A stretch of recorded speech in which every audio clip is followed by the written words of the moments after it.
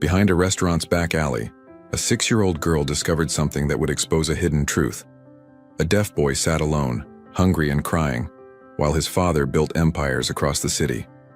When she stepped forward to help him, using sign language his stepmother never bothered to learn, she had no idea her small act of kindness would unravel secrets that would change 4 lives forever. What was really happening behind closed doors? Could one child's courage be enough to break through walls of silence and neglect? This is a story about the unexpected heroes among us and the justice that comes when the right person finally sees the truth. If this story touches your heart, type Amen in the comments and tell us where you're watching from. Your support means the world to us. The afternoon sun cast long shadows across Riverside District as 7-year-old Maya walked behind Romano's Italian restaurant, her worn sneakers making soft sounds on the pavement. Her mother had been sick for 3 months now, unable to work her shifts at the laundry service, and their savings had run dry weeks ago. Maya clutched the small container Mrs. Romano sometimes filled with leftover bread or pasta that would have been thrown away anyway. "Please let there be something today," she whispered to herself, her stomach growling softly. As she approached the back entrance where the kitchen staff usually left donations for those in need, Maya heard a sound that made her stop. Crying. Not loud sobbing, but the quiet, heartbroken kind that comes from someone who's learned that crying loudly brings more trouble than comfort. She turned the corner and saw him. A little boy, maybe 5 years old, sitting on the ground near the dumpster area. His clothes were expensive, she could tell, the kind with designer labels her mother pointed out in store windows. But his face was streaked with tears, and his small shoulders shook with silent sobs. Maya approached slowly. "Hey, are you okay?" The boy didn't respond. He didn't even look up. Maya moved closer and waved her hand in front of his face. That's when his red, swollen eyes finally met hers, and she understood.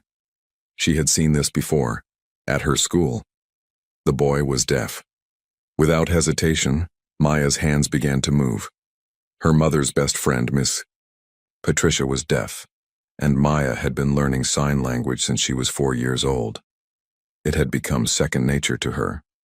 "Why are you crying?" her hands asked gently. The boy's eyes widened with shock. His small hands moved frantically, desperately. "You can understand me?" "Yes," Maya signed back, sitting down beside him. "I'm Maya. What's your name?" "Noah." His hands spelled out slowly.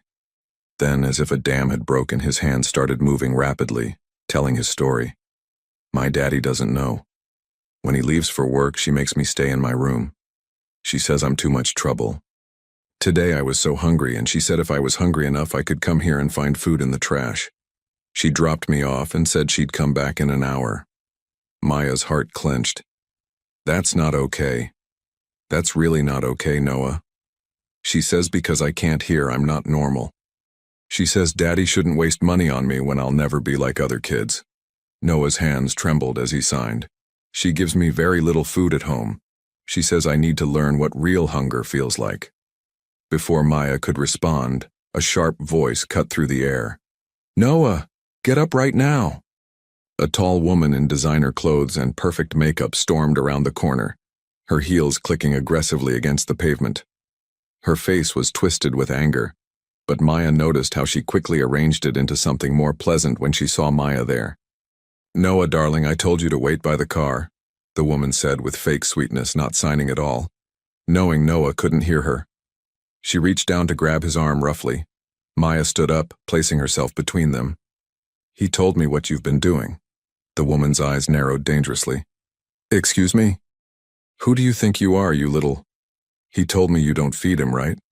He told me you make him feel bad because he can't hear." Maya's voice was small but steady. "That's mean. That's really, really mean."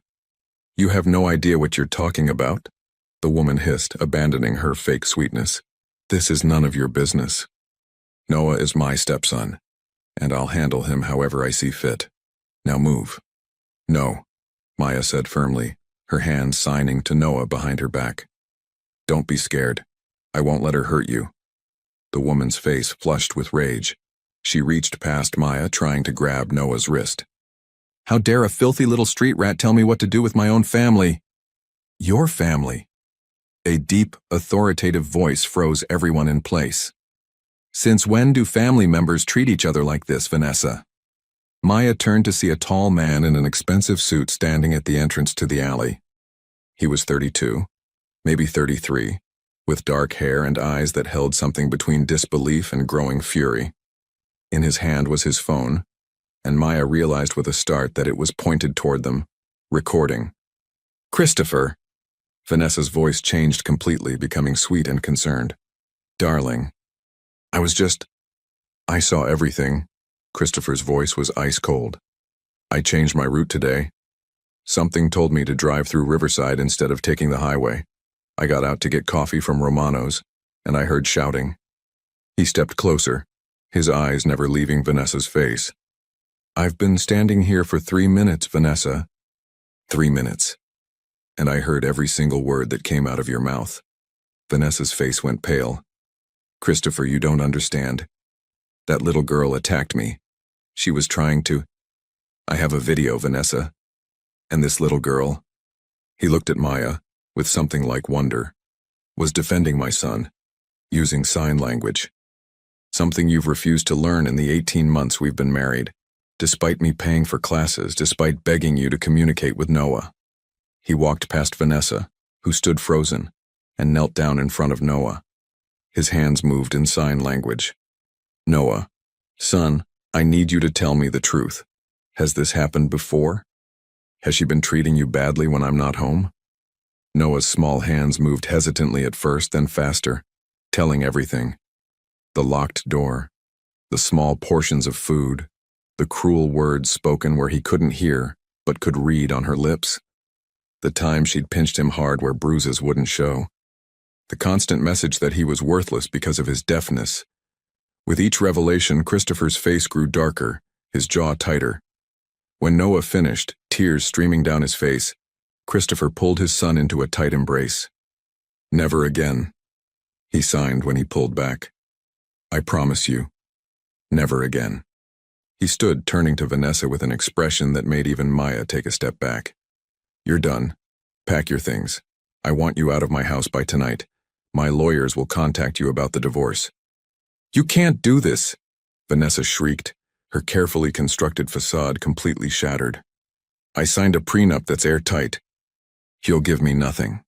Actually, your prenup has a clause about abuse or neglect of Noah. With this video and Noah's testimony, you'll be lucky if I don't press criminal charges, Christopher said calmly. But I'm a father first, and I want my son as far away from you as possible, as quickly as possible. So here's what's going to happen. You leave quietly, you get nothing, and we never see you again.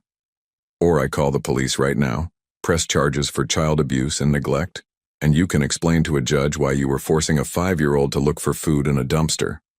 Vanessa's face cycled through rage, fear, and calculation before settling on defeat. Without another word, she turned and walked away, her heels clicking rapidly as she disappeared around the corner. Christopher let out a long breath, then turned to Maya, who was still standing protectively in front of Noah.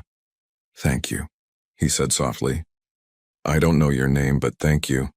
You saved my son today. Maya's eyes filled with tears she'd been holding back. I'm Maya. I couldn't let her be mean to him. Nobody should be mean to kids. Christopher noticed the container in her hand, the worn clothes, the thin frame. Understanding dawned in his eyes. Maya, why are you here behind the restaurant? Maya looked down. My mama is sick. She can't work. Sometimes Mrs. Romano gives me leftovers so we can eat. Something shifted in Christopher's expression. He made a decision in that moment, one that would alter the course of all their lives. Maya, how would you like to never have to look for leftovers again? How would you like to help me with something very important? Maya looked up, confused. Help you? But I'm just me. You're the person who saved my son. You speak his language. You showed more courage in 5 minutes than most adults show in a lifetime, Christopher said, kneeling to her level. I need to learn to be a better father to Noah. And I think you could teach me things I need to know. But first, I need to meet your mother. Would that be okay? Maya's eyes widened. You want to meet Mama? Very much, Christopher smiled, and it was genuine. And I'd like to make sure she gets the medical care she needs. No one who raises a daughter like you should have to suffer without help. As they walked toward the parking lot, Christopher carrying Noah and holding Maya's hand, none of them knew the whole truth yet. They didn't know about the connection between Maya's mother and Christopher's past. They didn't know about the secrets that would soon surface, and they didn't know that this chance meeting would reveal a twist of fate so profound it would redefine what family really meant. But in that moment, three people who had been alone in different ways had found each other. And sometimes that's exactly how the most extraordinary stories begin, with an unexpected encounter, a small act of courage, and the decision to choose kindness when cruelty would have been easier. The sun was beginning to set over Riverside District, painting the sky in shades of orange and pink, and in that golden light a new chapter was beginning for all of them. Maya's apartment was on the 4th floor of a building that had seen better days, but Christopher noticed immediately that despite the worn furniture and peeling paint, everything was spotlessly clean. The small space smelled of lavender and lemon, and children's drawings covered one wall in a colorful display. Mama, Maya called out softly as she opened the door. Mama, are you awake? A weak voice came from the bedroom. Maya, baby, is that you? I brought someone, Mama. Don't be scared, okay? He's nice. Christopher set Noah down gently, signing for him to wait in the living room, then followed Maya into the small bedroom. What he saw made his chest tighten. The woman in the bed was thin, too thin, with dark circles under her eyes and skin that seemed almost translucent. But when she saw her daughter, her whole face lit up with a love so fierce it was almost tangible. She couldn't have been more than 32, Christopher's own age, though illness had aged her. Then their eyes met and both of them froze. Christopher? Her voice was barely a whisper. Hannah? Christopher felt the world tilt. Hannah Rodriguez? Maya looked between them, confused. You know each other? Hannah struggled to sit up, her hands trembling. Maya, sweetheart, could you please give us a moment? Show Noah your drawings. Once the children left, Hannah and Christopher stared at each other in shock. It's been 7 years, Hannah said finally. 7 years since my father paid you to leave, Christopher finished bitterly. Since he told me you'd taken the money and disappeared. Since he made me believe you'd never cared about me at all. Hannah's eyes filled with tears. He told me you'd never want to see me again. He said you'd found someone from your own social class, someone appropriate. He gave me $50,000 and made me sign papers saying I'd never contact you or claim any connection to the Montgomery family. $50,000, Christopher repeated, his voice hollow. My father gave you $50,000 and told me you'd taken $500,000. He showed me fake bank statements, forged signatures. He made me believe you'd used me, that you'd been after my money the whole time. I was pregnant, Hannah whispered. I found out 2 days after he came to see me. I wanted to tell you, but the papers I'd signed. They said any attempt to contact you or claim paternity would result in legal action. I was 25, Christopher. I was terrified. And I didn't have the money to fight your father's lawyers. Christopher sank into the chair beside the bed, his mind reeling. Maya, she's mine? She's ours, Hannah corrected gently. She's 7. She's brilliant, kind, brave, everything good in this world. I named her Maya because it means dream in several languages, and that's what she was. The dream I got to keep when I lost everything else. Christopher's hands covered his face. All these years I had a daughter and I never knew. I married Vanessa trying to give Noah a mother, and all along. You have a son? Hannah asked softly. Noah. He's 5. His mother died in childbirth. Vanessa seemed kind at first, but Christopher's voice broke. I've been so blind. About everything. How sick are you? Christopher asked abruptly, looking at Hannah's frail form. Stage 3 lymphoma. I've been doing treatment, but... Hannah looked away. It's expensive. Really expensive. My insurance ran out 3 months ago. I've been choosing between medication and rent. Maya doesn't know how bad it is. That ends now, Christopher said firmly.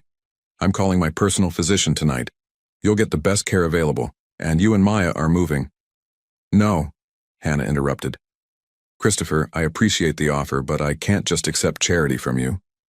Charity? Christopher's laugh was bitter. Hannah, Maya is my daughter. You're the mother of my child. This isn't charity. This is me trying to fix the damage my father did to all of us. Your father passed away, didn't he? Hannah asked quietly. I saw it in the news 2 years ago. Yes. And I found out so many things after he died. So many lies, so many manipulations. Christopher looked at her intently. He controlled my life, my relationships, my business decisions. It took me a year after his death to realize how much. Vanessa was someone he approved of before he died. I should have known she'd be wrong for me. A soft knock interrupted them. Maya peeked in. Mama, Noah wants to know if we have any crackers. He says he's really hungry. Hannah's face fell. Sweetheart, I think we might have a few left in the... I'll order food. Christopher stood quickly. What do you both like? Pizza? Chinese? Maya's eyes went wide. Really? Like real restaurant food? The simple question broke Christopher's heart. Yes, Maya. Real restaurant food. As much as you want. While they waited for the food, Christopher sat with both children in the small living room. He watched as Maya patiently signed with Noah, showing him her drawings, making him laugh with funny faces. Noah's whole demeanor had changed. The scared, crying child from the alley was gone, replaced by a bright, animated boy who was starved for kind attention. Maya taught me a sign, Noah signed to his father. Want to see? Of course. Noah's small hands made a gesture, and Maya giggled. Christopher's throat tightened as he recognized it. The sign for sister. Noah says I could be like a sister, Maya explained. Since I can talk to him and play with him, is that okay? It's more than okay, Christopher managed to say. It's perfect. When the food arrived, 3 large pizzas, breadsticks, salad, and dessert. Maya's eyes filled with tears. This is so much food, she whispered. We're going to make sure you always have enough, Christopher promised. But first, I need to talk to your mother about some things. Adult things. Do you think you and Noah could eat in here while I talk to her? As the children dug into the pizza with pure joy, Christopher returned to Hannah's room. I need to know everything. Your treatment, your prognosis, everything. Hannah took a shaky breath.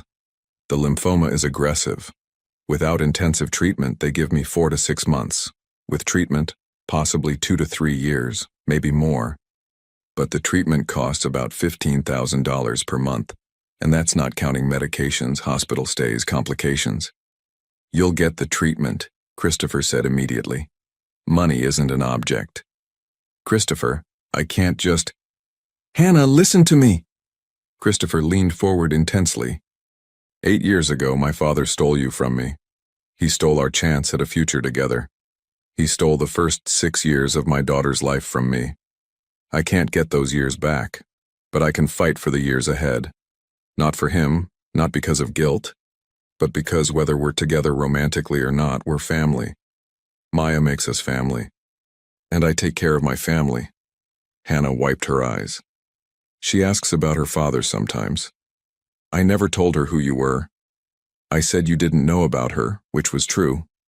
I said you were a good man who got lied to, also true. I never wanted her to hate you or think you'd abandoned her. She's extraordinary, Christopher said softly. The way she stood up to Vanessa today, the way she protects Noah, the way she signs with such patience. Hannah, you've raised an incredible human being under impossible circumstances. I did my best, Hannah smiled weakly. Even when we had nothing, I made sure she had love. I made sure she knew her worth wasn't in what we owned, but in who she was. I want to tell her, Christopher said suddenly. I want her to know I'm her father. Hannah was quiet for a long moment. She deserves to know, but Christopher, she's 6. We need to do this carefully. She's had stability in our life together, just the 2 of us. Adding you suddenly with Noah, with everything, we need to make sure we don't overwhelm her. You're right, Christopher agreed. We'll take it slow. But I want to be in her life, both their lives, really in it, not just financially supporting from a distance. Over the next hour they made plans.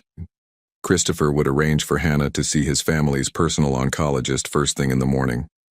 He would set up a trust fund for Maya's education and future. They would tell Maya the truth together when Hannah felt ready. "There's something else," Hannah said as Christopher prepared to leave.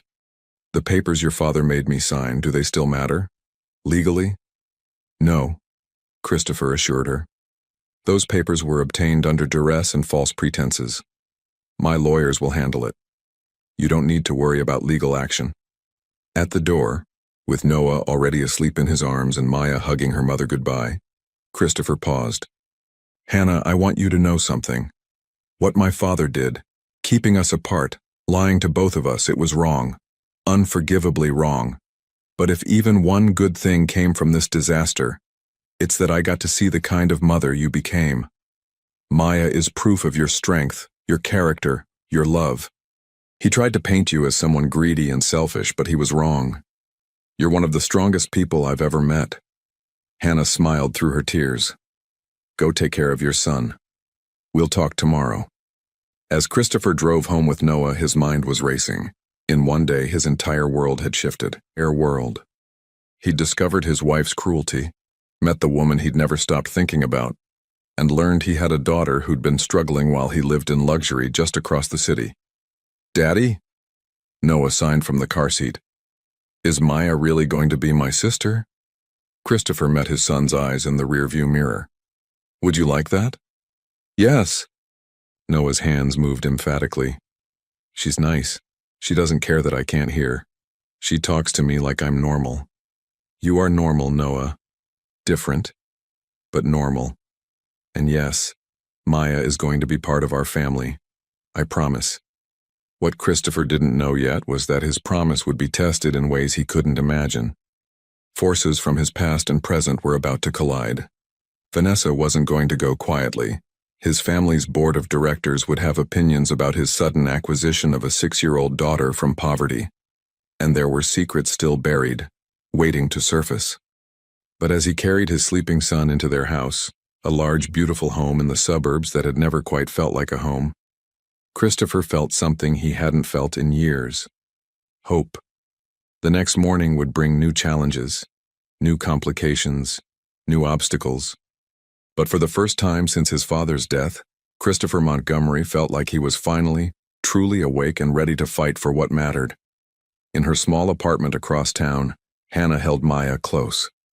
"Baby, Mr. Montgomery is going to help us. Is that okay with you?" "He seems nice, Mama." Maya yawned sleepily. "And Noah needs a friend." "I can be his friend." "You can be more than that," Hannah whispered. But Maya was already asleep. Tomorrow they would begin the conversation that would change everything. Tomorrow Maya would learn that the kind man who'd defended them was more than just a helper. He was her father. But tonight, for the first time in months, both Hannah and Christopher went to sleep with something that had been missing from their lives. A reason to believe that tomorrow could be better than today. The morning sun streamed through the windows of Dr. Patricia Reeves's office at City Medical Center. Hannah sat in the examination room, Maya in the waiting area with Christopher and Noah, as the doctor reviewed her test results and medical history. "Mrs. Rodriguez," Dr. Reeves said carefully, "I'm going to be direct with you. Your previous doctors did what they could with the resources available, but you've been undertreated for your stage of lymphoma. The good news is that we can start aggressive therapy immediately. The challenging news is that it's going to be intense, and recovery is going to take time." "How much time?" Hannah asked, her voice steady despite her fear. "With proper treatment, patients in your situation have a 75% 5-year survival rate. But you need to commit to the full treatment protocol: chemotherapy, possible radiation, medication, rest, and nutrition. No more choosing between medicine and rent. No more stress about money. Stress is counterproductive to healing. Dr. Reeves, I appreciate your optimism, but I'm a single mother with a 6-year-old daughter. I can't just stop worrying about money." Dr. Reeves smiled gently. "Christopher Montgomery is handling your medical bills. And from what he told me this morning, he's handling a lot more than that. Let him. Your job right now is to fight this disease and get well. Can you do that?" Hannah's eyes filled with tears. "I'm not used to accepting help." "Then it's time to learn. Dr. Reeves said kindly. For your daughter's sake, if not your own. In the waiting room, Maya was teaching Noah how to play a hand-clapping game, both children laughing silently as their hands met in rhythmic patterns. Christopher watched them with a mixture of joy and heartache. Every moment with Maya felt like a gift he didn't deserve and a reminder of all he'd missed. Mr. Montgomery? A nurse approached. Dr. Reeves would like you to join the consultation. Christopher squeezed Maya's shoulder. I'll be right back, sweetheart. Keep playing with Noah. In the examination room, Hannah looked fragile under the harsh fluorescent lights, but her spine was straight, her chin up. This was the woman who'd raised his daughter alone for 6 years. This was the woman who'd survived his father's manipulation and built a life anyway. Hannah's going to start treatment next week, Dr. Reeves explained. She'll need support, someone to drive her to appointments, help with daily tasks on days when she's weak, and someone to care for Maya when she's in the hospital for treatments. I'll be there, Christopher said immediately. Christopher, you have a company to run, Hannah protested. You can't just... I'm the CEO. I can arrange my schedule however I want, Christopher interrupted. Besides, I've been too hands-off with the business lately. It's time I delegated more and focused on what actually matters. Dr. Reeves looked between them with interest. There's clearly history here I don't know about, but whatever it is, you two need to work as a team now.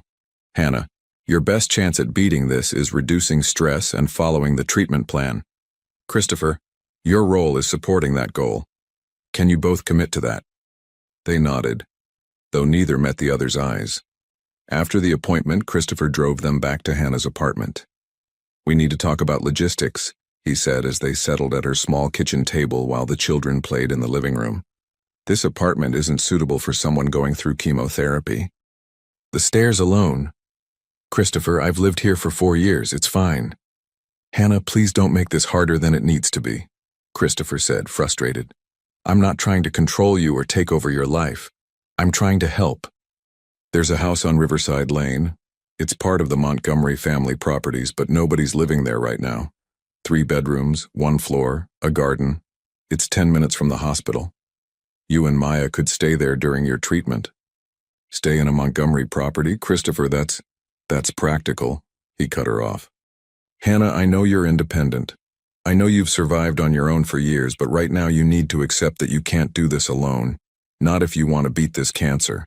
Not if you want to be here for Maya's 7th birthday, her 8th, her graduation, her wedding. Pride is a luxury you can't afford right now. Hannah's hands trembled on the table. You're right, she whispered. I hate it, but you're right. I've been so focused on maintaining our independence that I've been putting Maya at risk. If something happened to me, she'd have nobody. She'd have me, Christopher said quietly. She'll always have me now. But yes, let's make sure you're here to raise her. She needs her mother. When do you want to tell her? Hannah asked. About you being her father? Today, Christopher decided. The longer we wait, the harder it'll be. And I don't want to build our new relationship on a lie of omission. They called the children into the kitchen. Maya climbed into Hannah's lap while Noah sat close to Christopher, both children sensing the serious mood. Maya, sweetheart, we need to talk to you about something important, Hannah began, stroking her daughter's hair. It's good news, but it might be confusing at first. Maya looked up with her wide, dark eyes. Christopher's eyes, he realized now. Okay, Mama. You know how you've asked me about your daddy? Hannah continued gently. About why he wasn't here with us? Maya nodded slowly. You said he didn't know about me. You said someone told lies. That's right. Someone did tell lies. Hannah took a deep breath. Baby, Mr. Montgomery is your daddy. He's the man I loved a long time ago before you were born, and the lies kept us apart. But now he knows about you, and he wants to be your daddy, if that's okay with you. Maya's eyes went very wide. She looked from Hannah to Christopher and back again. Really? Mr. Montgomery is my daddy? Yes, sweetheart, Christopher said, his voice thick with emotion. I didn't know about you until yesterday. If I had known, I would have been here every single day, but I'm here now and I want to be your father, if you'll let me. Maya was quiet for a long moment, processing. Then in typical 7-year-old fashion, she asked the most practical question. Does that mean Noah is my brother? Christopher couldn't help but smile through his tears. Yes, you'd be his half-sister. Is that okay with you? Maya looked at Noah, who was watching the conversation intently, reading lips and body language since Christopher had stopped signing in his emotional state.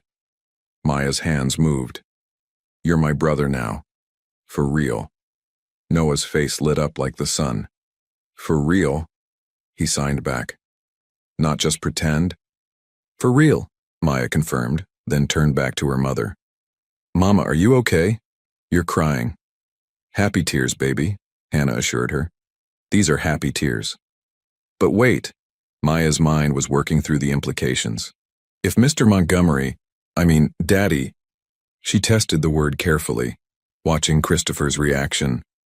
When he smiled through his tears, she continued. If Daddy is here now, does that mean he can help us? With the food and Mama's medicine? Yes, Christopher said firmly. I'm going to help with everything. Your Mama is going to get better, and we're all going to be a family. It might be a little different than other families, but it'll be our family. Can I still live with Mama? Maya asked, a hint of worry in her voice. Of course, Christopher assured her quickly. Your Mama and I are figuring out the details, but you'll always be with her. I'm just going to be part of your life now, too. We'll have to find a good balance. Maya thought about this seriously. Okay. I think that's good. Mama needs help, and Noah needs a sister who can talk to him. And... She paused, then threw her arms around Christopher's neck. I always wanted a daddy. Christopher held his daughter for the first time, really held her and felt something broken inside him start to heal. But their moment was interrupted by the buzzing of Christopher's phone. He glanced at the screen and frowned. I need to take this. It's my head of legal. He stepped into the hallway and Hannah could hear his voice growing sharp and angry. When he returned, his expression was dark. Vanessa is filing for an emergency custody hearing for Noah. She's claiming I'm an unfit father who abandoned my son with strangers while I pursued an affair. Hannah's face went pale. What? She's smart, Christopher said bitterly. She knows she violated the prenup and can't get money, so she's going for leverage. If she can get custody of Noah, she can use him to negotiate a settlement. Can she win?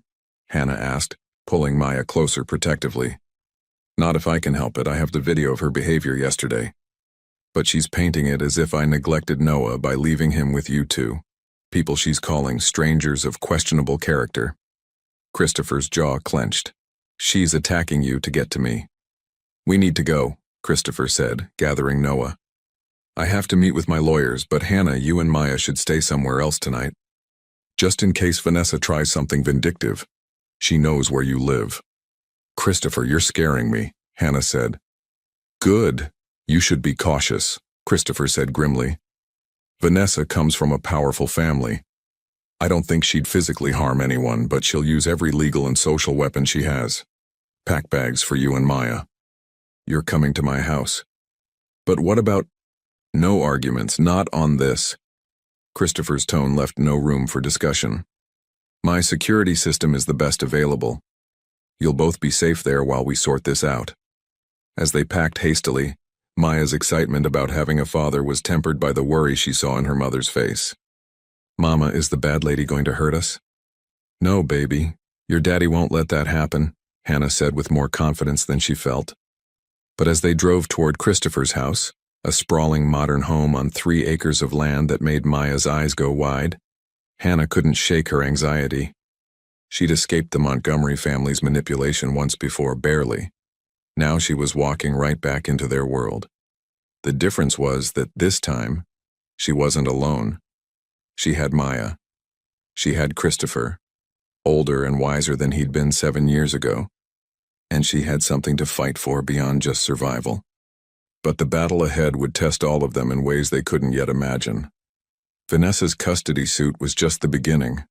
Soon the entire Montgomery family legacy would come under scrutiny, and secrets that Christopher's father had buried deep were about to surface. In the back seat, Noah and Maya held hands, 2 children who'd found each other at exactly the right moment. They didn't understand the storm that was coming. They just knew that for the first time in their young lives, they weren't facing their struggles alone. And sometimes that knowledge is enough to make you brave enough to face anything. The custody hearing was scheduled for 2 weeks away, but those 14 days felt like an eternity. Christopher's legal team worked around the clock building their case while Vanessa's lawyers filed motion after motion, each one more aggressive than the last. Hannah and Maya had settled into Christopher's home, though Hannah insisted on keeping some boundaries. She and Maya took the guest suite on the opposite end of the house from Christopher and Noah's rooms. "We need to do this right," she told Christopher. "Not rush into playing house just because circumstances pushed us together." Christopher respected her wishes, though spending every evening with his newly discovered daughter and the woman he'd never stopped loving was both wonderful and torturous. They fell into a routine. Breakfast together, Christopher going to work while Hannah rested and the children played, afternoons in the garden, and family dinners where they all practiced sign language together. Maya bloomed in the new environment. She had her own room decorated in soft purples and yellows, shelves filling with books, and a closet with clothes that actually fit. But what changed most was the worry leaving her young face. She laughed more, played freely, and stopped checking the kitchen every morning to see if there was food. "Daddy, look," Maya called one afternoon running through the garden with Noah. Both children were covered in dirt from planting flowers. "We made a rainbow garden, red, orange, yellow, green, blue, purple." Christopher looked up from his laptop on the patio where he was working remotely. "That's beautiful, sweetheart. What kind of flowers are they?" "Mrs. Chen said they're zinnias. She said they'll grow really tall." Maya's enthusiasm was infectious. Mrs. Chen, the housekeeper who'd worked for the Montgomery family for 20 years, had taken to Maya immediately. "That child has sunshine in her soul," she'd told Christopher. "After all the darkness Vanessa brought to this house, Maya is like opening windows and letting light in." But the light was about to face some serious darkness. The day before the custody hearing, Christopher's head of legal, Marcus Webb, called an emergency meeting. Christopher sat in his home office, Hannah beside him at his insistence as Marcus delivered the news via video call. "Vanessa's legal team has a new strategy," Marcus said grimly. "They're not just attacking your fitness as a parent anymore. They're attacking Hannah." "What?" Hannah's face paled. "They've dug up everything they could find. They're claiming that 8 years ago you were paid to leave Christopher, which they're framing as evidence of financial opportunism. They're saying you kept Maya's existence secret to ambush Christopher at a vulnerable time after his divorce. And they're implying that your illness is being used to manipulate Christopher emotionally and financially." "That's insane," Christopher exploded. "They're twisting everything." "I know," Marcus said. "But Christopher, there's more. They've found something. A document your father had drawn up 8 years ago. It's a statement Hannah allegedly signed saying she'd been having an affair with your father, not you, and that Maya could be his child, not yours." Hannah gasped. "What? That's a complete lie.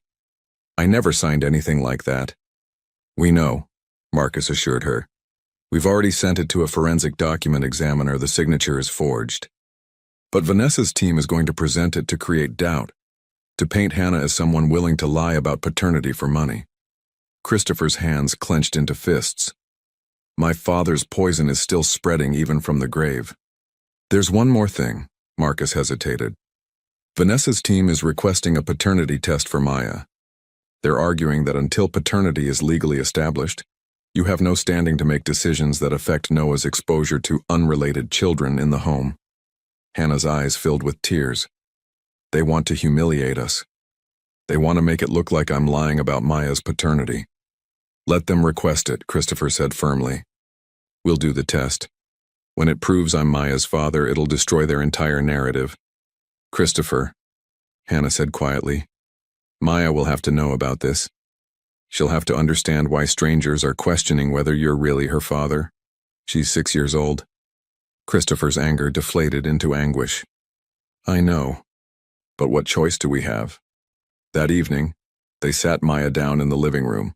Noah was with Mrs. Chen, playing in his room, giving them privacy for the difficult conversation. "Maya, sweetheart, we need to talk about something that might be confusing," Hannah began, holding her daughter's small hands. "Is it about the court?" Maya asked. She was perceptive beyond her years. Is the bad lady trying to take Noah away? Yes, Christopher said, kneeling in front of her. And Maya, she's saying some not nice things about me and your mama. She's saying that maybe I'm not really your daddy. Maya's eyes widened. But you are? Mama said so. I am, Christopher assured her gently. But in court they need proof, so we're going to do a test, just a simple swab inside your cheek that will prove to everyone that I'm your biological father. Would that be okay? Maya's lip trembled. Why doesn't she believe us? Why is she being so mean? Because she wants something, Hannah explained carefully, and she thinks if she makes us look bad, she can get it. But sweetie, the truth is the truth. The test will show that Daddy is your father, and then everyone will know she was wrong. Will it hurt? Maya asked in a small voice. Not at all, Christopher promised. Just a quick swab, like when the doctor checks for strep throat.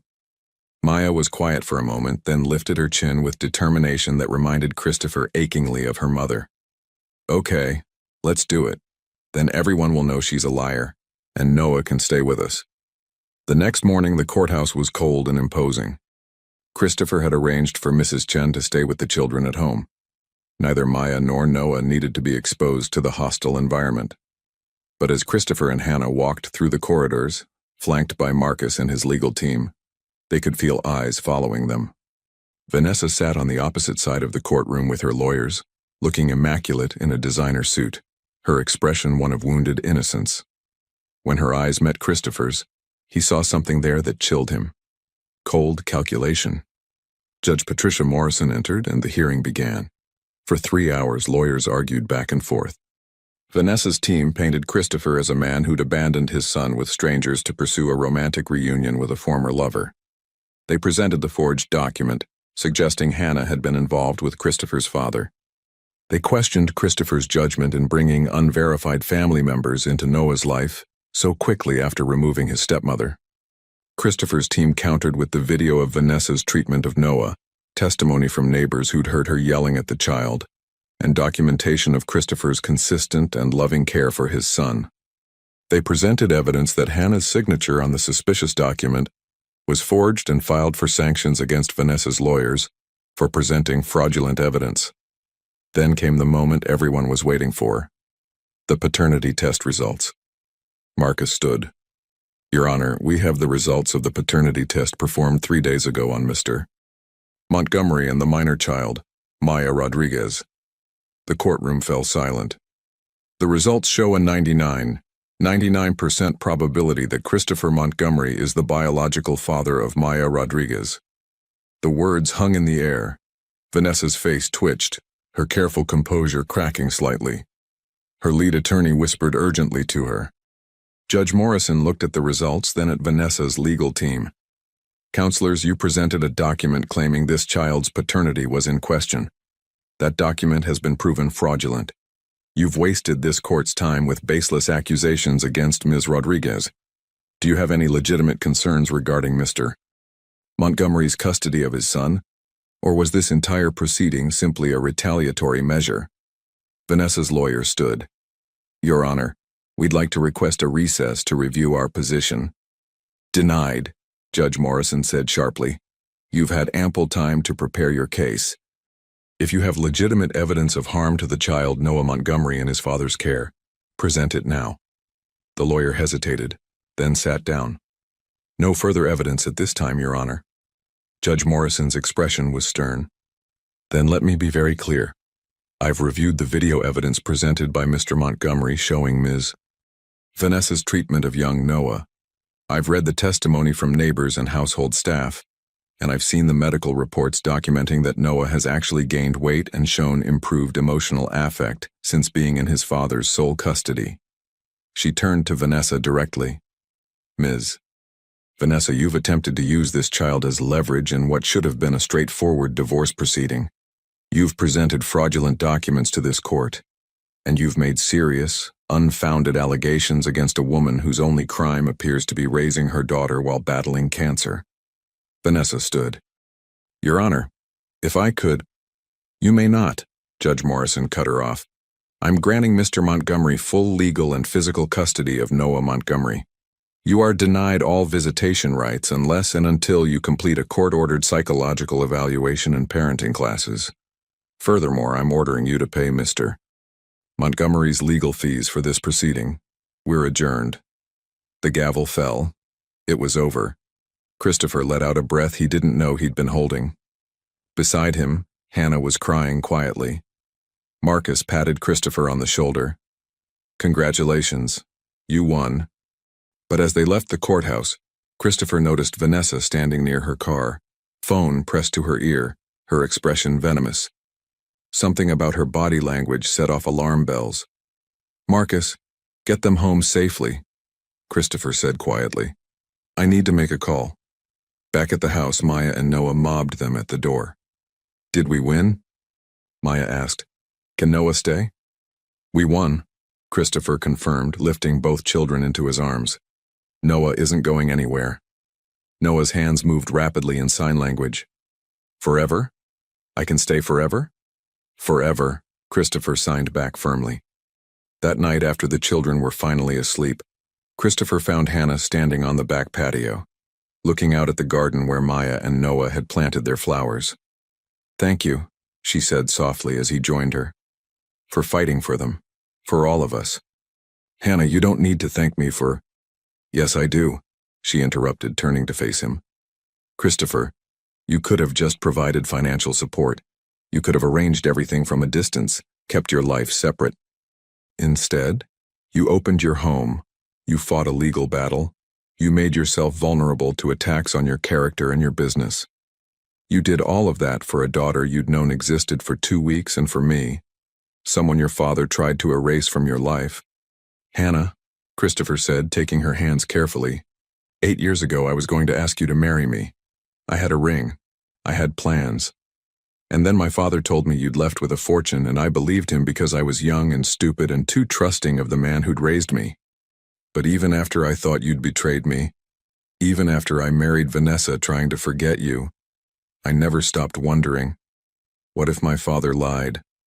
What if she really loved me? What if I gave up on the best thing that ever happened to me?"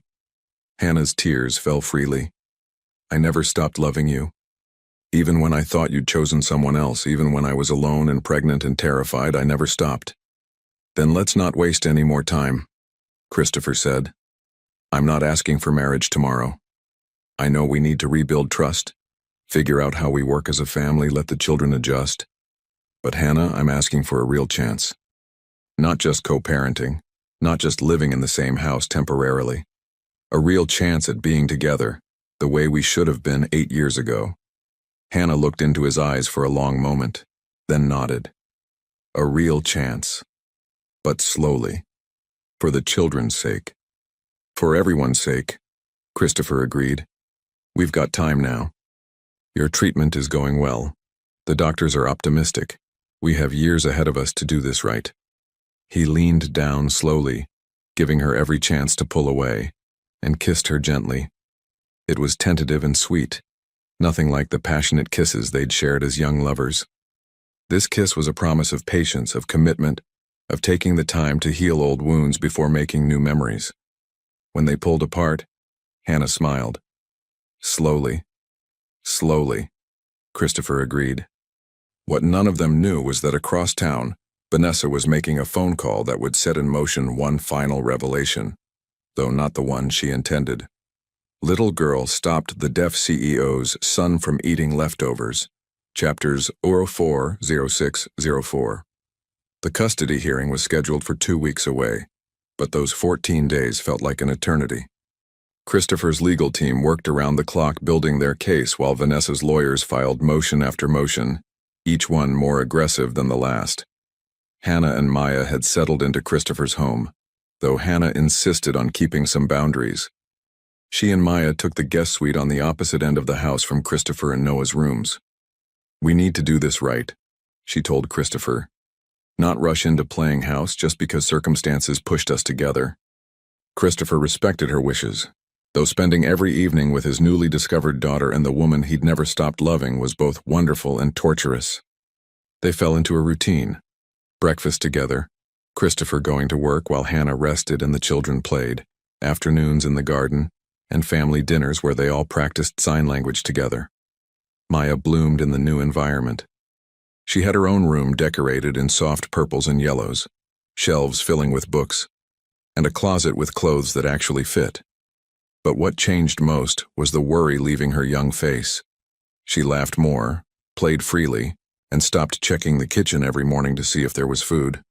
"Daddy, look," Maya called one afternoon running through the garden with Noah. Both children were covered in dirt from planting flowers. "We made a rainbow garden, red, orange, yellow, green, blue, purple." Christopher looked up from his laptop on the patio where he was working remotely. "That's beautiful, sweetheart. What kind of flowers are they?" Mrs. Chen said they're zinnias. She said they'll grow really tall. Maya's enthusiasm was infectious. Mrs. Chen, the housekeeper who'd worked for the Montgomery family for 20 years, had taken to Maya immediately. "That child has sunshine in her soul," she'd told Christopher. "After all the darkness Vanessa brought to this house, Maya is like opening windows and letting light in." But the light was about to face some serious darkness. The day before the custody hearing, Christopher's head of legal, Marcus Webb, called an emergency meeting. Christopher sat in his home office, Hannah beside him at his insistence as Marcus delivered the news via video call. "Vanessa's legal team has a new strategy," Marcus said grimly. "They're not just attacking your fitness as a parent anymore. They're attacking Hannah." "What?" Hannah's face paled. "They've dug up everything they could find. They're claiming that 8 years ago you were paid to leave Christopher, which they're framing as evidence of financial opportunism. They're saying you kept Maya's existence secret to ambush Christopher at a vulnerable time after his divorce. And they're implying that your illness is being used to manipulate Christopher emotionally and financially." "That's insane," Christopher exploded. "They're twisting everything." "I know," Marcus said. "But Christopher, there's more. They've found something. A document your father had drawn up 8 years ago. It's a statement Hannah allegedly signed saying she'd been having an affair with your father, not you, and that Maya could be his child, not yours." Hannah gasped. "What? That's a complete lie. I never signed anything like that." "We know," Marcus assured her. "We've already sent it to a forensic document examiner. The signature is forged. But Vanessa's team is going to present it to create doubt, to paint Hannah as someone willing to lie about paternity for money." Christopher's hands clenched into fists. "My father's poison is still spreading even from the grave." "There's one more thing," Marcus hesitated. "Vanessa's team is requesting a paternity test for Maya.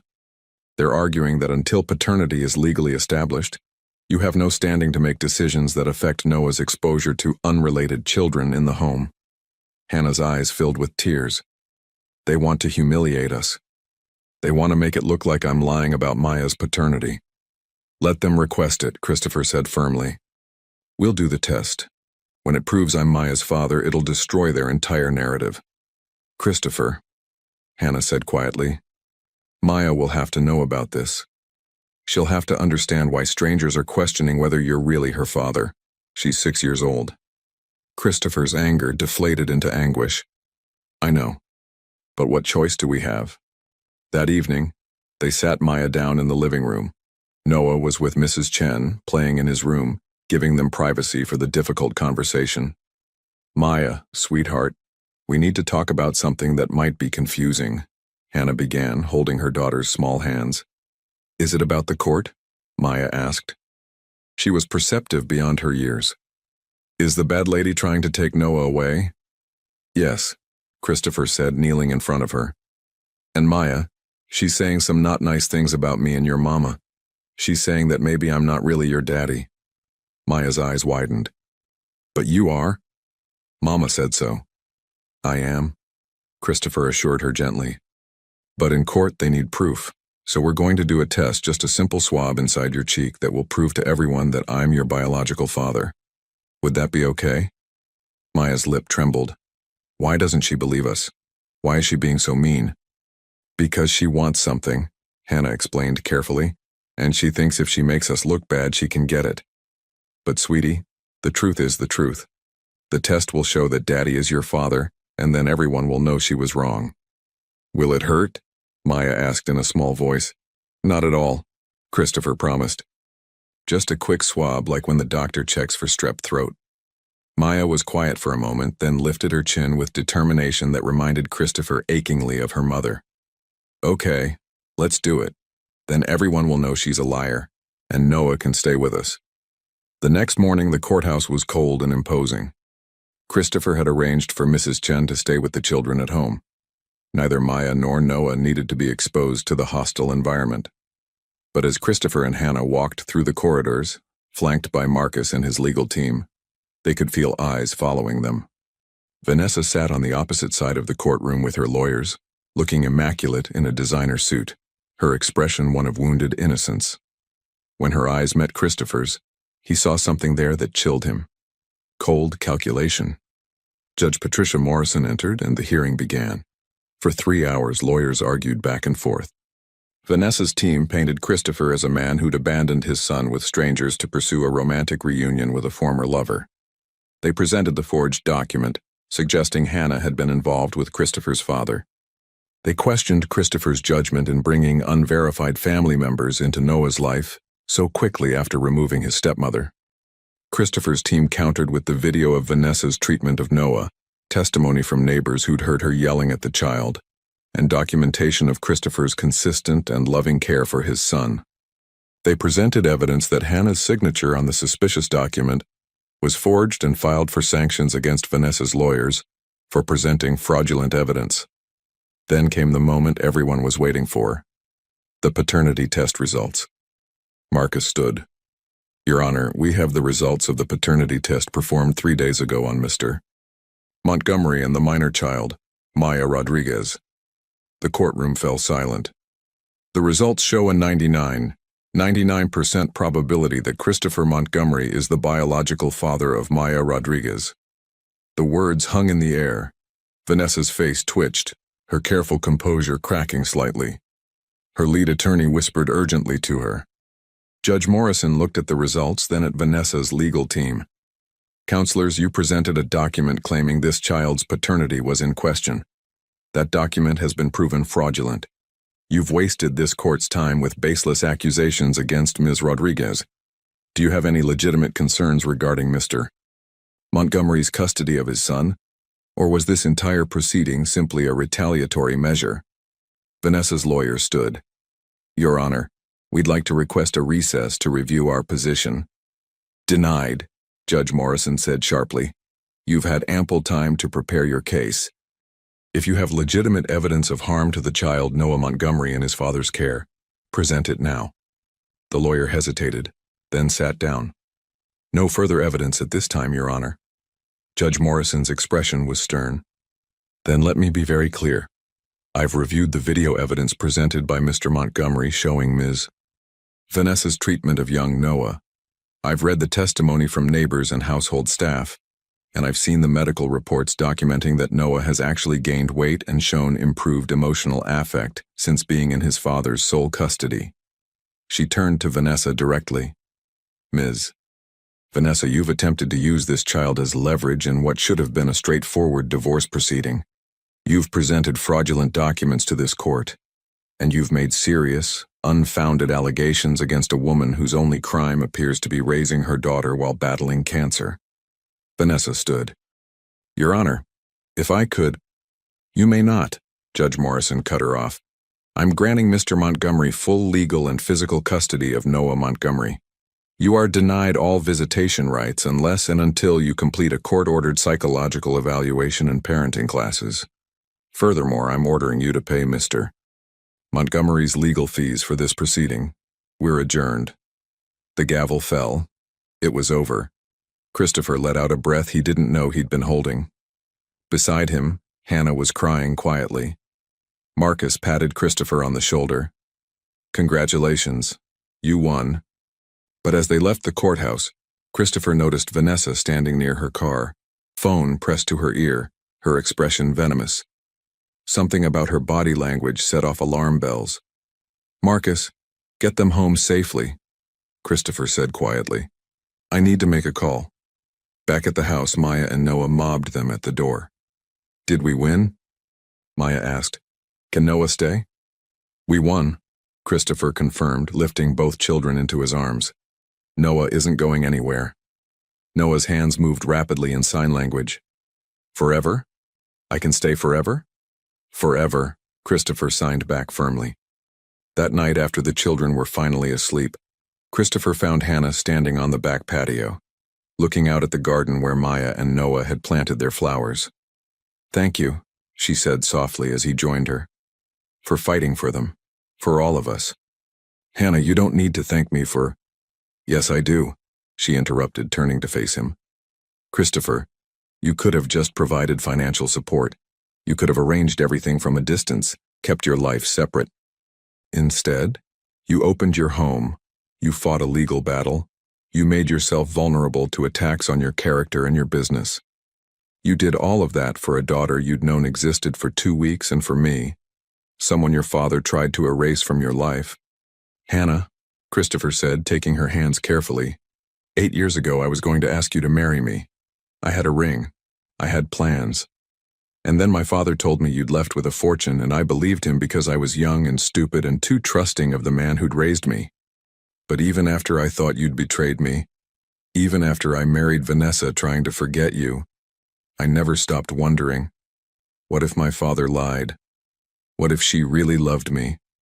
What if I gave up on the best thing that ever happened to me?" Hannah's tears fell freely. "I never stopped loving you. Even when I thought you'd chosen someone else, even when I was alone and pregnant and terrified, I never stopped." "Then let's not waste any more time," Christopher said. "I'm not asking for marriage tomorrow. I know we need to rebuild trust, figure out how we work as a family, let the children adjust. But Hannah, I'm asking for a real chance. Not just co-parenting, not just living in the same house temporarily.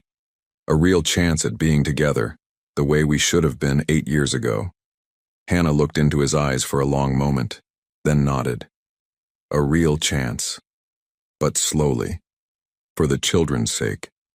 "For everyone's sake," Christopher agreed. "We've got time now. Your treatment is going well. The doctors are optimistic. We have years ahead of us to do this right." He leaned down slowly, giving her every chance to pull away, and kissed her gently. It was tentative and sweet, nothing like the passionate kisses they'd shared as young lovers.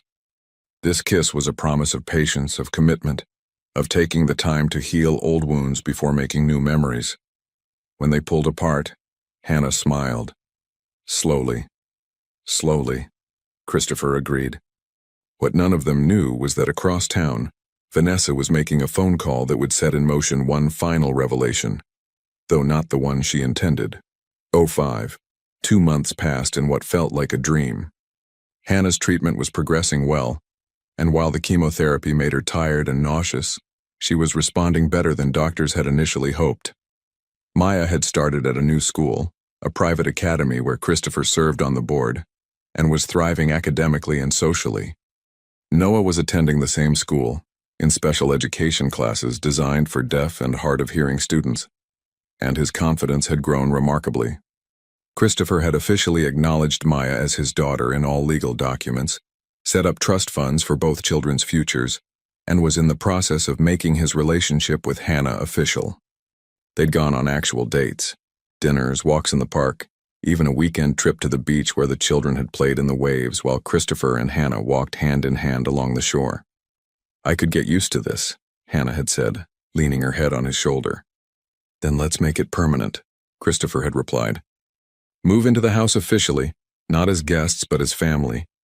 "Christopher." "I know, slowly," he'd smiled.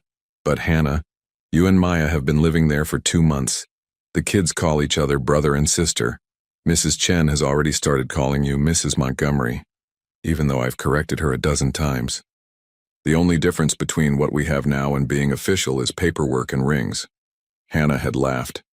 "Is that a proposal?" "Not yet," Christopher had promised. "When I propose, you'll know. It'll be special. But I'm saying, think about it. Please." Hannah had been thinking about it. Despite everything they'd been through, despite the years apart and the pain of separation, Being with Christopher felt right. Natural. Like coming home after a long journey.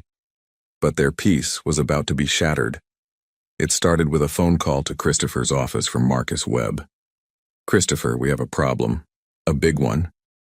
"What kind of problem?" "Vanessa filed a lawsuit. Not against you, against your father's estate. She's claiming that your father promised her a significant settlement if she married you and provided him with additional heirs to the Montgomery line. She's alleging that before he died, he verbally agreed to transfer several properties to her if she fulfilled her end of the bargain." Christopher felt his blood run cold. "That's ridiculous. My father barely tolerated Vanessa." "Maybe. But she has witnesses, employees who worked for your father, people who claim to have overheard conversations. And Christopher, here's where it gets worse. If she wins this lawsuit, she gets access to discovery. She can subpoena records, force depositions, dig into every aspect of your father's business dealings." "So?" "So," Marcus said carefully, "your father wasn't always ethical in his business practices. We both know that.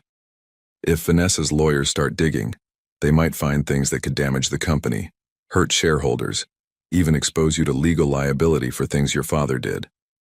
"I've spent 2 years cleaning up his messes," Christopher said angrily. "I've made restitution where I could, settled cases quietly, reformed our practices." "I know. But there are still skeletons in closets, and Vanessa knows it. Christopher, I think this is a shakedown. She lost the custody battle, so now she's going after money a different way. She figures you'll settle quietly to avoid discovery." Christopher was silent for a moment. "Set up a meeting, her lawyers and ours. Let's hear what she really wants." The meeting took place 3 days later in a neutral law office. Vanessa sat across the table from Christopher, looking smug and confident. Her lead attorney, a shark named Richard Kellerman, opened negotiations. "My client is willing to drop the lawsuit against the Montgomery estate in exchange for a settlement of $20 million, the deed to the property on Riverside Lane, and a formal public apology from Christopher Montgomery for defamation of character." Christopher nearly laughed. "You can't be serious." "Ooh."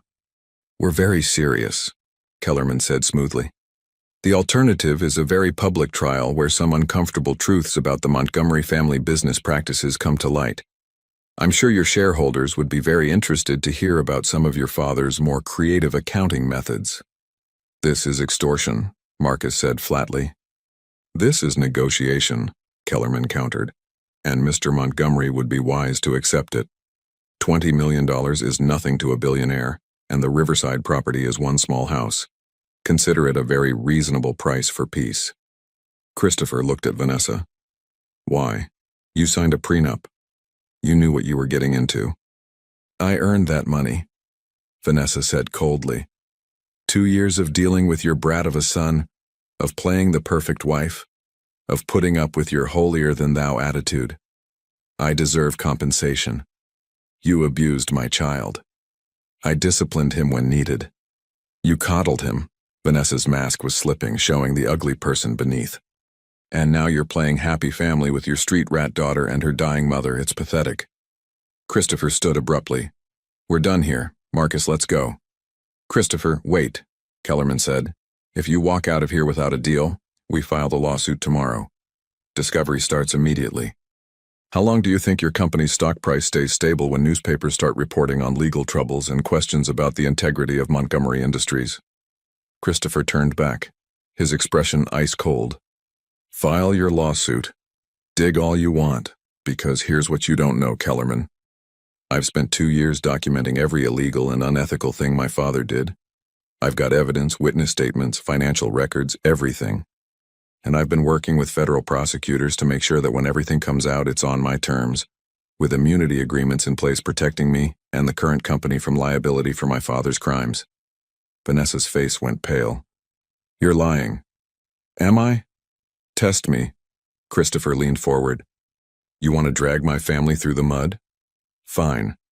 But I'll make sure the world knows exactly what kind of person you are. That video of you mistreating Noah? That's going public. The forged documents you presented in court? Public. The witness statements from every household staff member who heard you scream at a 5-year-old deaf child? Public. By the time I'm done, you won't be able to get a job cleaning toilets, let alone maintain your social standing. You wouldn't dare, Vanessa hissed. The scandal would hurt you too. I don't care anymore, Christopher said, and meant it. 8 years ago, when my father manipulated Hannah and me, I would have cared about the family reputation more than the truth. But I've learned something since then. Truth and love matter more than appearances and money. You can't hurt me with the truth because I'm not afraid of it anymore. He walked to the door, then paused. You have 24 hours to drop the lawsuit and sign an agreement never to contact me, Noah, Hannah, or Maya again. If you do that, I'll give you $1 million, far more than you deserve, and you walk away. If you don't, I bury you. Your choice. As Christopher and Marcus left the building, Marcus let out a low whistle. That was either brilliant or insane. Probably both, Christopher admitted. But I meant every word. I'm done letting fear of scandal control my decisions. There's just one problem, Marcus said carefully. You told her you've been working with federal prosecutors. Christopher, have you actually started the process? Yes, completed it? Not yet, Christopher admitted. I've had preliminary conversations with the U.S. Attorney's Office about my father's tax evasion and fraud. They're interested, but we haven't formalized any agreements yet. So you bluffed. I accelerated my timeline, Christopher corrected. Call the U.S. Attorney's Office. Tell them I'm ready to cooperate fully and I need to move fast. If Vanessa calls my bluff, we need to be ready to follow through. That night, Christopher sat with Hannah in the living room after the children were in bed and told her everything. So we might be facing a public scandal, Hannah said when he finished. I'm sorry. I know you didn't sign up for this when you let me back into your life. Christopher, I didn't let you back into my life. You were never really out of it. You were always Maya's father, even when we didn't know it. Hannah took his hand. And if standing by you means facing scandal, I can handle it. I've faced worse. The press might come after you too. They'll dig into your past, our relationship 8 years ago. Let them, Hannah said firmly. We have nothing to hide. We loved each other. Your father separated us with lies, and now we've found our way back together. That's not scandal, that's a love story. Christopher pulled her close. How did I ever let you go? You didn't. Your father took me away, Hannah corrected. But I'm here now. We're here now. And whatever comes, we face it together. The next morning, Kellerman called Marcus. My client accepts Mr. Montgomery's offer. She'll sign the agreement and take the $1 million. Christopher felt relief, but it was tempered by suspicion. Just like that? She's giving up? Not exactly, Marcus said carefully. Her agreement has conditions. She wants the money wired immediately, and she wants the non-contact agreement to exclude any business events where you're both present. She's claiming she can't be barred from industry functions that might benefit her career. Fine, whatever, Christopher agreed. As long as she stays away from my family. The papers were signed 3 days later. Vanessa took her $1 million and disappeared from their lives, or so they thought. What none of them knew was that Vanessa's final act of spite, calling Noah's maternal grandmother and telling her about Christopher's new family, would lead to an unexpected letter arriving 2 weeks later. Christopher received the certified letter at his office. Inside was a package from a law firm in Portland, Oregon, with a note. Per the instructions of our late client, Jennifer Walsh Montgomery, this letter was to be delivered to you 5 years after her passing, or sooner if you remarried. As you have recently divorced and the 5-year mark has passed, we are fulfilling her final wishes. Inside was a letter in Jennifer's handwriting, dated 1 week before Noah's birth. My dearest Christopher, if you're reading this, I'm gone and our son is 5 years old. I'm writing this because you deserve the truth, even though it will hurt. Noah is not your biological son. Before I met you, I had a brief relationship with a man named Thomas Chen. He worked in your father's company. When I discovered I was pregnant, Thomas and I tried to figure out what to do. But your father found out. He threatened Thomas, said he would fabricate embezzlement charges and destroy him unless he left the country permanently. Thomas had no choice. He left to protect his mother, who also worked for your family. I was devastated and terrified. Then I met you at that charity gala, 3 months into my pregnancy. You were kind, genuine, and when I finally told you I was pregnant, you didn't run. You proposed. You said you'd love my child as your own. And Christopher, you have no idea how much that meant to me. I married you knowing you believed Noah was yours. I'm sorry for that deception. But I also married you because I truly loved you. You gave my son, our son, because love makes him ours, a father when his biological father was forced away. If something happens to me, please don't hate Thomas. He loved me, and he would have loved Noah. But he was trapped by your father's cruelty, just as so many others were. I've left information about Thomas in a sealed document with my lawyer. If you want to find him, you can. If you want Noah to know his biological father, that choice is yours.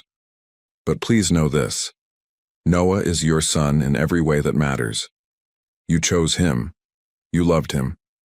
And that makes you his real father, regardless of DNA.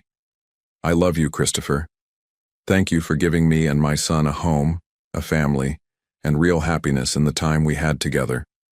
Forever grateful, Jennifer. Christopher sat in his office, the letter shaking in his hands, tears streaming down his face. Not tears of betrayal, but tears of understanding. Jennifer had been another victim of his father's manipulation. Thomas had been forced away. And Noah, his Noah, was the innocent center of it all. He thought of Maya, a daughter he'd known about for only months but loved as if he'd been there from day one. He thought of the months he'd spent believing Noah was his without question, loving him, caring for him, becoming his father in every way that mattered. Blood didn't make family, love did, choice did. Love. But Noah deserved to know his full story, and Thomas deserved to know his son was alive, loved, and thriving. Christopher hired a private investigator to locate Thomas Chen using the information Jennifer's lawyer had provided. What they found was both sad and hopeful. Mr. Montgomery, the investigator said during their meeting, Thomas Chen has been living in Japan for the past 6 years, working as an accountant. He sends money to his mother regularly. Your housekeeper, Mrs. Chen, though he's never told her why he left or about his relationship with Jennifer. He believes both Jennifer and the baby died, because that's what your father told him before forcing him to leave the country. Chen? Christopher's mind raced. Is he related to Mrs. Chen, your housekeeper? Yes. Thomas is her son. He left the country 5 years ago and hasn't been back since, according to Mrs. Chen. He left right around the time Noah was born, and she never knew why. Christopher felt the world tilt. Mrs. Chen, who'd worked for his family for 20 years, who'd helped raise him, who now loved Maya and Noah like grandchildren. Her son was Noah's biological father, and she didn't even know her grandson was alive. There's more, the investigator continued. Thomas left because your father found out about his relationship with Jennifer and her pregnancy. Your father gave him a choice. Leave the country permanently with a payment of $200,000 and be told the baby died, or face criminal charges for embezzlement your father would fabricate. Thomas chose to protect his mother from the scandal and left, believing he'd lost both Jennifer and his child. Of course he did, Christopher said bitterly. His father's manipulation knew no bounds, even from the grave. That evening, Christopher called Mrs. Chen into his office. The elderly woman looked nervous, clearly sensing something serious was happening. Mrs. Chen, I need to talk to you about your son. Her face crumpled. I know Thomas is Noah's biological father. I know my father forced him to leave. What I don't know is why you never said anything. Mrs. Chen sat down heavily. Because Jennifer made me promise. She came to me when she was pregnant crying. She told me what your father had done to my Thomas. She said she'd met you and fallen in love with you, and that you were going to marry her and raise the baby as your own. She begged me not to tell anyone the truth, not you, not Thomas, no one. She said the baby would be safer with you as a father, with your protection, than being connected to a man your father had threatened and destroyed. Did you know Thomas believed the baby had died? Christopher asked gently. Mrs. Chen's face crumpled. Not at first. Not until 2 years ago, when Thomas finally called me after years of silence.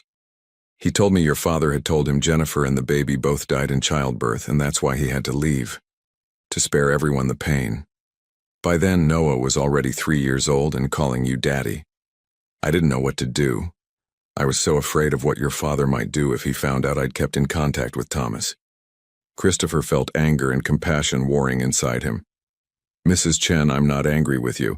My father was a master manipulator who hurt everyone around him.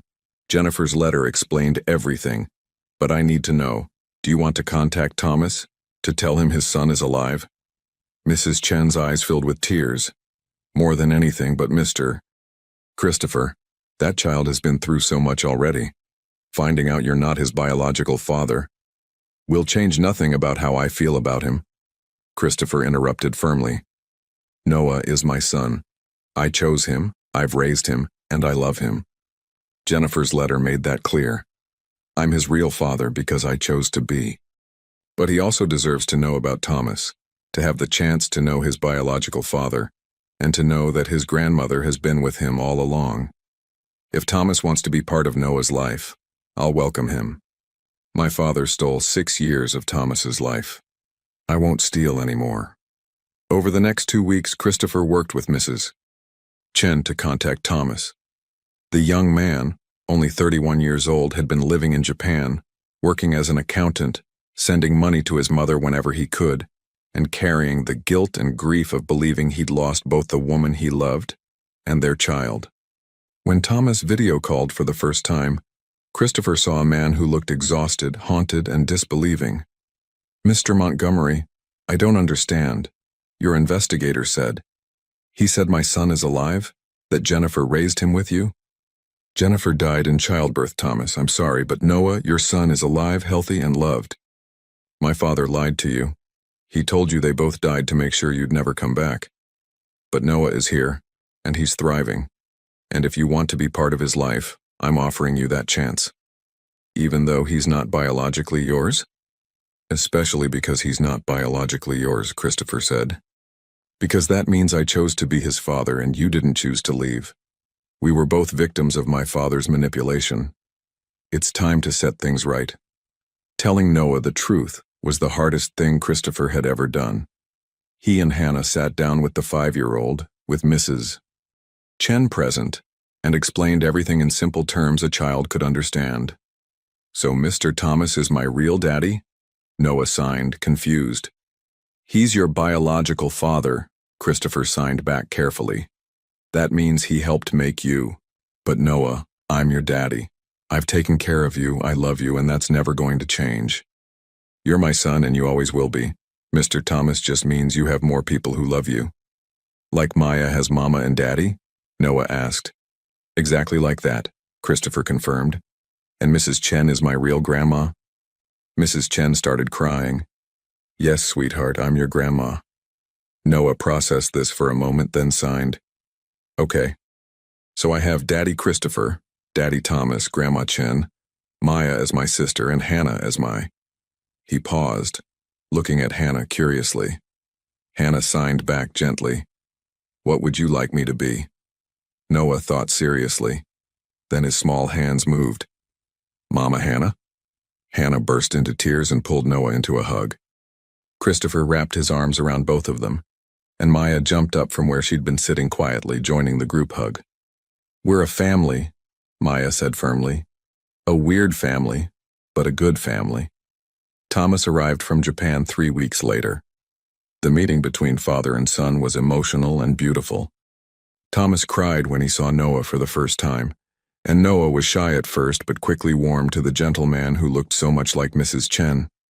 I'm going to stay, Thomas told Christopher after spending a day with Noah. If that's all right with you, I'm going to find work here in the city. I want to be part of my son's life, even if it's just as the man who visits on weekends. You can be more than that, Christopher offered. Montgomery Industries needs a good accountant. I've checked your credentials. You're excellent at what you do. And maybe over time you and Noah can build a relationship that works for both of you. Over the next few months, their unconventional family grew and evolved. Thomas became a regular presence, attending Noah's school events, teaching him about Japanese culture and slowly building trust. Mrs. Chen glowed with happiness at having both her children, Noah and Maya, close by, along with her actual son. Hannah's cancer went into remission. The doctors were cautiously optimistic, giving her a strong chance of being cancer-free for years to come. Her strength returned, and with it, her vibrant spirit that had first captured Christopher's heart. One evening 6 months after the custody battle, Christopher took Hannah back to the alley behind Romano's restaurant where everything had begun. "Why are we here?" Hannah asked, confused. "Because this is where our story really started," Christopher said. "Not 8 years ago when we first met, but here. Where Maya's courage saved Noah. Where I finally saw the truth about my life and where fate brought us back together." He knelt down on one knee, pulling out a small velvet box. "Hannah Rodriguez, you are the strongest, most incredible person I've ever known. You raised an amazing daughter alone, battled cancer, survived my father's manipulation, and still found room in your heart to give me a second chance. I wasted 8 years not fighting for us. I'm not wasting another minute." He opened the box, revealing a simple, elegant ring. "Will you marry me? Will you let me spend the rest of my life proving that some love stories are worth waiting for?" Hannah laughed through her tears. "You're proposing in an alley behind a restaurant? I'm proposing in the place where everything changed, where my daughter showed me what real courage looks like, where I learned that family isn't about blood or money or social standing. It's about choosing to love people and fight for them." "Yes," Hannah said, pulling him to his feet. "Yes, 1,000 times, yes."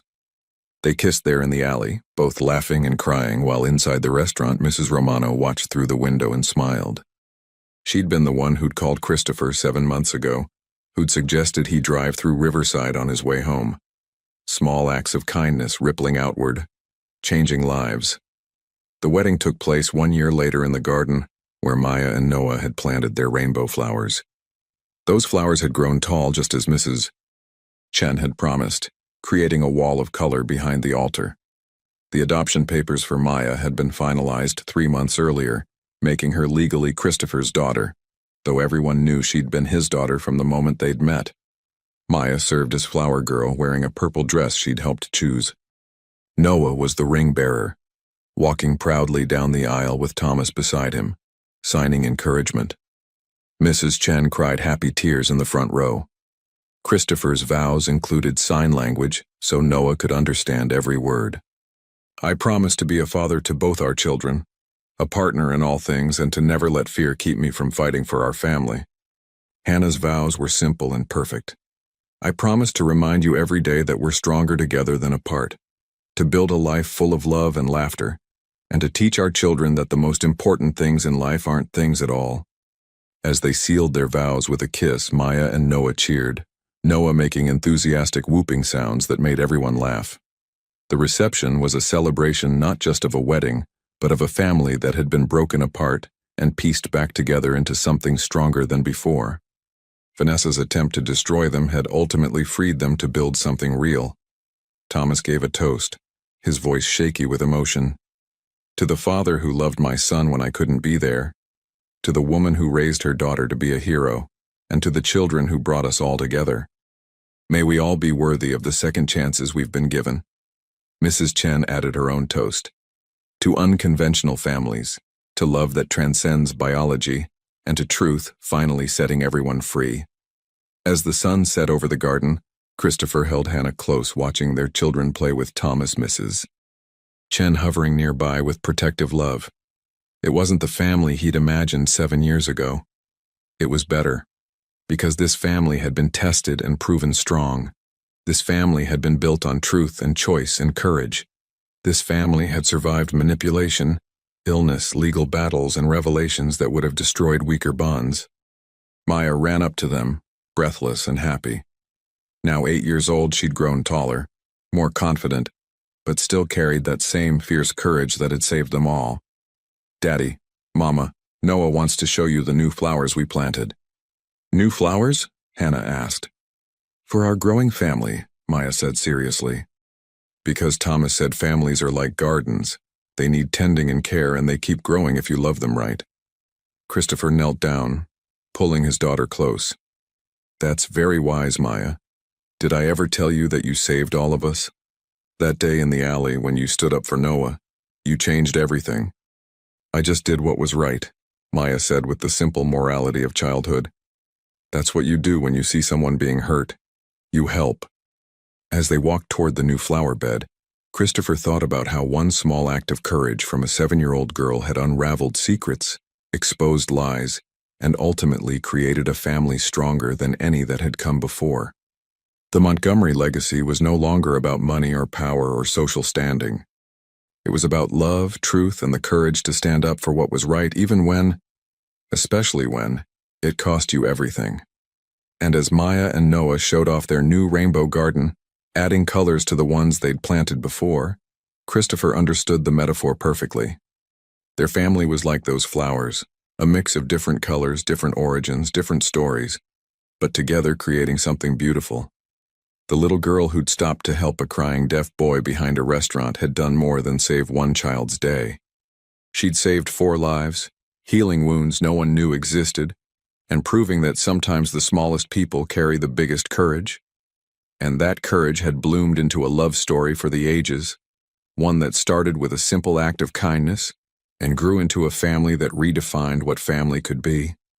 As stars appeared in the darkening sky above their garden, Christopher Montgomery held his wife close, watched his children play, and felt grateful for every moment that had led to this one. The journey had been painful, complicated, and messy, but it had been worth it. Every single moment had been worth it.